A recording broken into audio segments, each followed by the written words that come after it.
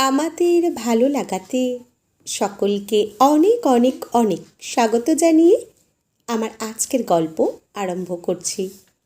আজকের গল্প আয়না। গল্পটি তাহলে শুরু করি। রাত্রে বিছানায় বইয়ের পাশে শুয়ে সুখের ঢেঁকুর তুলতে তুলতে ঠোঁটের কোণে একটা অবজ্ঞার হাসি হেসে স্মৃতি রোমন্থন করতে বসে বেশ ভালো লাগছিল আমার। অনেকদিন পর আজ প্রীতিকে দেখলাম মেলায়। ইস, চেহারার কি হাল করেছে মেয়েটা। এমনিতেই শ্যামলা রং ছিল, এখন যেন কেমন আরও কালো রুগ্ন হয়ে গেছে। মুখের সেই লাবণ্য ভাব উধাও, তার উপর মুখে একটা ভারী ফ্রেমের চশমা পরে একটা বুড়ি বুড়ি ভাব। ভাবতেই অবাক লাগছে আমার, কি করি এই মেয়েটার সাথে আমি একসময় প্রেম করেছিলাম। তবে তখন অবশ্য বেশ মিষ্টি দেখতে ছিল মেয়েটার, আর চেহারাটাও বেশ। আহা, কম বেগ পেতে হয়েছিল নাকি মেয়েটাকে তুলতে? আমি যথেষ্ট হ্যান্ডসাম, বড়লোকের ছেলে, তবুও প্রীতি প্রথম প্রথম পাত্তাই দিত না আমাকে। তাই রোখ চেপে গেছিল আমার, ওই মেয়েটার সাথে প্রেম করতেই হবে, যে কোনো মূল্যে মেয়েটাকে রাজি করাতেই হবে। সত্যি বলতে কি, তখন বেশ লাগতো মেয়েটিকে, ন্যাচারাল বিউটি যাকে বলে। শ্যামলা হলেও মুখশ্রী ছিল নজর কাড়ার মতো। কলেজের অনেক ছেলে মেয়েটার দিকে ঝুঁকেছিল, কিন্তু মেয়েটাই পাত্তা দিত না কাউকে। মেয়েটার এই ব্যাপারটা আমাকে আরও টেনেছিল ওর দিকে।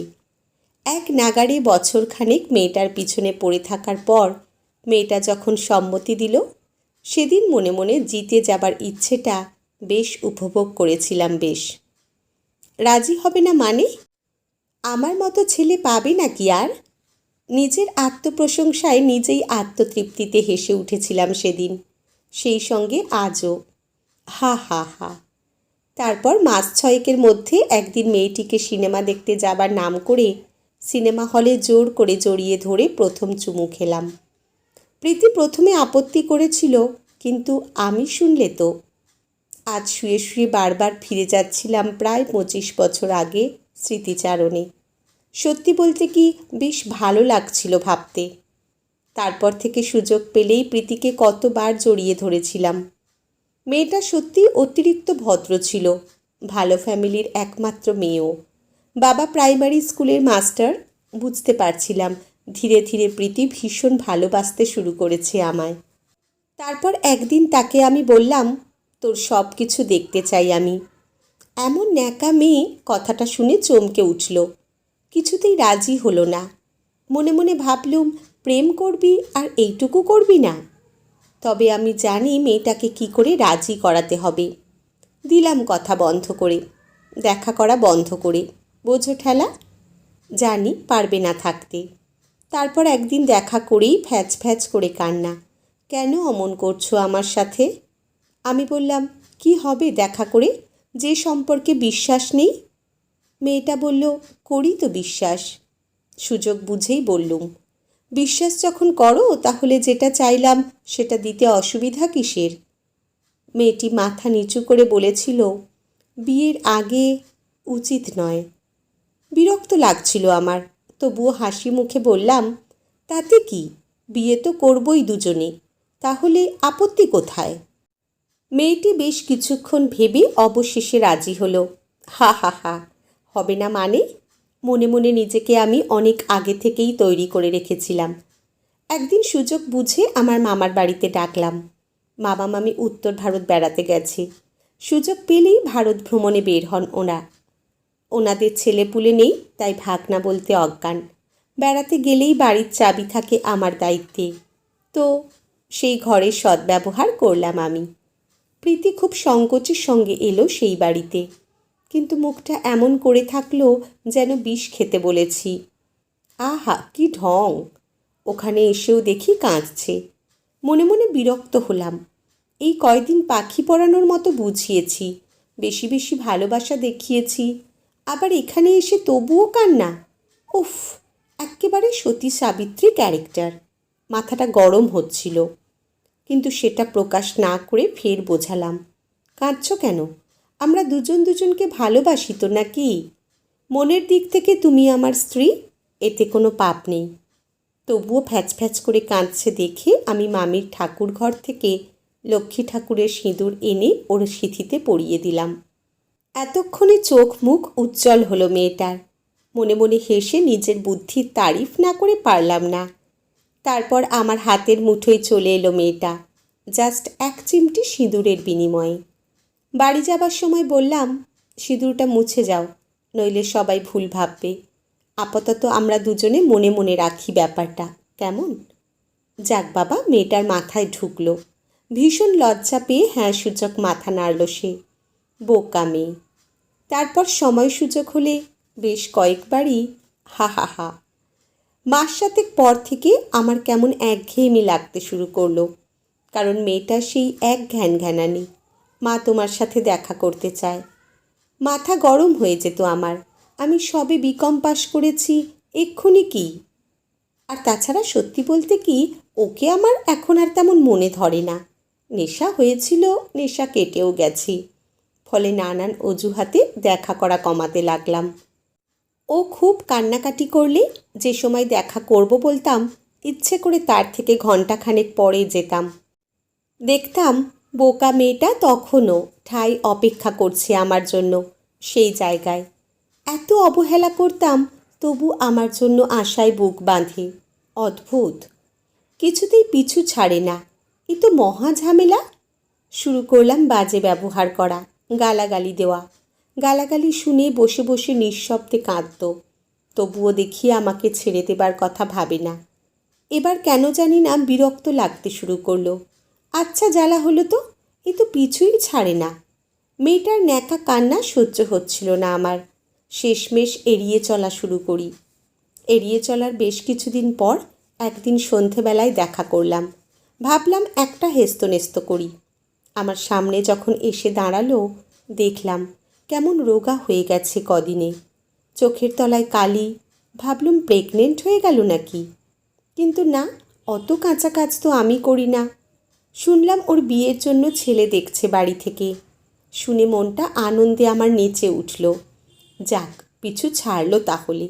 ঘাড় চুলকোতে চুলকোতে বললুম, ভালোই তো, বাবা মায়ের দেখা ছেলের সাথে বিয়ে করে ফেলো।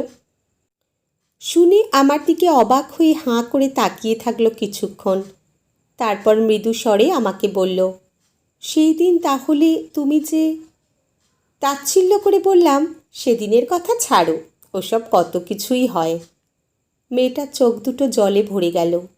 আমাদের সম্পর্ক যতদূর এগিয়েছে, তাতে অন্য কাউকে বিয়ে করলে তাকে ঠকানো হবে। আর তাছাড়া তোমাকে ছাড়া আমি আর কাউকে ভাবতে পারবো না। উফ, সেই এক প্যানপ্যানানি। আমি যেন তেন প্রকারে ওর পিছু ছাড়াতে চাইছিলাম, তাই মাথাটা গেল গরম হয়ে। আমি ওর হাতটা টেনে অন্ধকারের মধ্যে নিয়ে গিয়ে ওর গলাটা এক হাতে চেপে ধরে বললাম, শুলেই বিয়ে করতে হবে না কি রে? ভাবিস কি করে তোর মতো একটা কেলকিটে আমি বিয়ে করব? মরতে পারিস না তুই? মেয়েটা এমন ন্যাকা, আমাকে আটকালোও না। আমি জানি এমন জোরে গলাটা চেপে ধরেছি, ব্যথা লাগছে। তবু টু শব্দটাও করল না। বিস্ময়ে হাঁ করে আমার দিকে তাকিয়ে দেখছিল। শুধু চোখ দিয়ে বড় বড় ফোঁটায় টপ টপ করে জল পড়তে লাগলো তার, নিঃশব্দে। একটু খারাপ যে লাগেনি তা নয়, কিন্তু আমার যে এদিকে এক দারুণ সুন্দরীর সাথে বিয়ের কথাবার্তা চলছিল, সেটা হাতছাড়া করা সম্ভব নয় কিছুতেই আমার পক্ষে। না, আমার কথা শুনে সে মরতে যায়নি, তবে আর কোনো দিন বিরক্ত করেনি আমায়। তারপর তাকে দেখতেও পাইনি আর, কোনো দিন সামনে আসেনি আমার। আমি আমার বাবার ব্যবসায় ঢুকে যাই বছরখানেক পরে। তারপর ঠিক করে রাখা আমার বাবার বন্ধুর অতীব সুন্দরী মেয়েকে বিয়ে করি আমি। এখনও আমার সুন্দরী বউকে দেখলে যে কোনো কারোরই মাথা ঘুরে যাবে। কে বলবে ওর একটা 18 বছরের মেয়ে আছে? হ্যাঁ, আমাদের একটা সুন্দরী মেয়ে আছে, এবছর উচ্চ মাধ্যমিক দেবে। সুন্দরী বউ আর মেয়ে নিয়ে সুখের সংসার করছি আমি। সেই আমি আজ আবার প্রীতিকে দেখলাম। কানে এসেছিল বিয়ে থা করেনি, টিউশনি করে সংসারে সাহায্য করে, নইলে পেনশনে আর কত টাকা আসে। আজ প্রীতিকে দেখে আমার মনে হলো, ভাগ্যিস মেয়েটাকে বিয়ে করিনি। আত্মতৃপ্তিতে পাশ ফিরে শুয়ে সুন্দরী বউকে জড়িয়ে ধরলাম। আহা, কি শান্তি! পরের দিন সকালে সুন্দরী বউয়ের চিৎকারে ঘুম ভাঙল আমার। মেয়ে নাকি ঘুমের ওষুধ খেয়েছে। ঘুমের ওষুধের ফাঁকা শিশি বালিশের পাশে পড়ে। সে কি, কেন এমন করলো মেয়েটা? আমার বউ প্রথমে ভেবেছিল ছুটির দিন, তাই মেয়ে ইচ্ছে করে দেরি করে উঠছে। আমি হতভম্ব হয়ে গেলাম। বুঝতে পারলাম না আমাদের একমাত্র আদরের মেয়ে কিসে এত আঘাত পেল যাতে সে সুইসাইড করতে গেল। বুকের ভিতরটা কেমন ফাঁকা লাগছিল যেন। তাড়াতাড়ি করে হসপিটালাইজড করলাম মেয়েকে। 2 দিন জমে মানুষে টানাটানি চলার পরে শেষে মেয়েকে ফিরে পেলাম আমরা। এই 2 দিনের প্রতিটা মুহূর্ত যে কিভাবে কেটেছে আমাদের, সে আর বলার নয়। প্রতি মুহূর্তকে এক এক ঘন্টা মনে হচ্ছিল। অবশেষে আজ বিকালে হাসপাতাল থেকে বাড়িতে নিয়ে এলাম মেয়েকে। বাড়ি আসার পর মেয়ে শুধু কাঁদছে। ভীষণ অসহায় লাগছিল আমাদের। কি হয়েছে কিচ্ছু বুঝতে পারছি না। জিজ্ঞেস করলে উত্তরও দিচ্ছে না। কিসের চাপা কষ্টে আমার আদরের মেয়েটা এমন যন্ত্রণা পাচ্ছে? অথচ মেয়ে যদি সব কিছু খুলে আমাদের বলে, তাহলে ও একটু হালকা হতে পারে, সেই সঙ্গে আমরাও। তাই পরদিন সকালে মেয়ের সাথে কথা বলতে গিয়ে মেয়ের বিছানার পাশে দাঁড়িয়ে মেয়ের ঘুমন্ত মুখের দিকে তাকিয়ে দেখলাম আমার অসুস্থ মেয়ের চোখের তলায় কালি। কদিনেই কেমন যেন রোগা হয়ে গেছে। ভীষণ কষ্ট হলো আমার। মেয়েরা বড় হয়ে গেলে তাদের নিজের একটা আলাদা জগৎ তৈরি হয়ে যায় মনে হয়। সেই জগতের ভালো মন্দ বিষয়ে বাবা মায়ের অংশগ্রহণ করা নিষিদ্ধ। তাই হয়তো মেয়ে কিছু বলছে না তাদেরকে। নিজের অজান্তে চোখে জল চলে এলো আমার। হঠাৎ নজরে পড়ল ড্রেসিং টেবিলের সামনে মেয়ের মোবাইল। মোবাইলটা হাতে নিয়ে দেখতে গেলাম কিছু জানা যায় কি না। মোবাইলটা তুলতেই একটা চিঠি দেখতে পেলাম। সম্ভবত ঘুমের ওষুধ খাবার আগে মেয়ের লেখা। তাড়াতাড়ি চিঠিটা খুললাম। জানতে ইচ্ছে হলো কেন এমন করলো ও। না, বাবা মাকে উদ্দেশ্য করে লেখা নয় চিঠিটা। কোনো এক অজ্ঞাত বাবুর উদ্দেশ্যে লেখা এই চিঠি। বাবু, তোকে আমি খুব ভালোবাসি বাবু। তুইও বলেছিলি তুই আমাকে খুব ভালোবাসিস, কিন্তু তুই যে প্রতিনিয়ত আমার সাথে ভালোবাসার অভিনয় করে গেছিস তা বুঝতে পারিনি আমি। তোকে বিশ্বাস করে আজ এত দূর পর্যন্ত সম্পর্ক এগিয়ে যাওয়ার পরেও তুই কি করে আমাকে অস্বীকার করতে পারিস বাবু? কি করে বলতে পারিস আমাকে তোর আর মনে ধরে না? কি করে আজ বলতে পারলি আমি মরলে তোর শান্তি হয়? ঠিক আছে, তোর থেকে অনেক দূরে চলে যাব আমি। তোকে আর কখনো জ্বালাবো না। তুই যা চেয়েছিলি আমার কাছে, বিশ্বাস করে সর্বস্ব দিয়েছি তোকে। এবারে জীবনটাই চাইলি যখন, তখন জীবনটাই দেব। আমার আর বেঁচে থেকেই বা কী হবে? তোকে ছাড়া বাঁচতে আমি পারবো না কিছুতেই। ভালো থাকিস তুই। ইতি, তোর। চিঠিটা পড়তে পড়তে রাগে দুঃখে ভেঙে পড়লাম। এই বাবুটা কে? কার জন্য আমার আদরের একমাত্র মেয়েটা সুইসাইড করতে গিয়েছিল?